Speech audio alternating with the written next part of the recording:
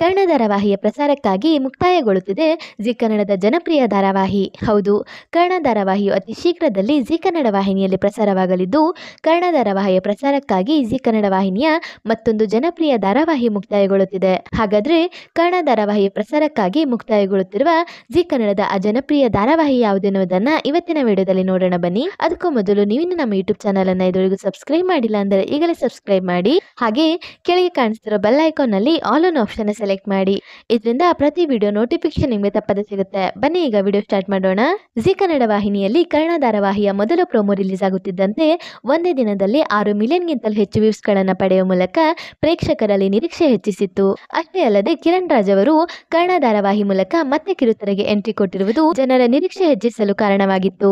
ಅಷ್ಟೇ ಅಲ್ಲದೆ ಈ ಧಾರಾವಾಹಿಯಲ್ಲಿ ನಾಗಿನಿ 2 ಧಾರಾವಾಹಿ ಖ್ಯಾತಿಯ ನಮ್ರತಾ ಗೌಡ ಹಾಗೂ ಗೀತಾ ಧಾರಾವಾಹಿ ಖ್ಯಾತಿಯ ಭವ್ಯ ಗೌಡ ಅವರು ನಟಿಸಲಿದ್ದಾರೆ. ಇನ್ನು ಕರ್ಣ ಧಾರಾವಾಹಿಯು ಇದೇ ಮೇ ತಿಂಗಳ 2ನೇ ವಾರದಲ್ಲಿ ಪ್ರಸಾರವಾಗುವ ಸಾಧ್ಯತೆ ಇದ್ದು, ಕರ್ಣ ಧಾರಾವಾಹಿ ಪ್ರಸಾರಕ್ಕಾಗಿ ಜಿ ಕನ್ನಡದಲ್ಲಿ ಮತ್ತೊಂದು ಧಾರಾವಾಹಿಯು ಅಂತ್ಯಗೊಳ್ಳುತ್ತಿದೆ.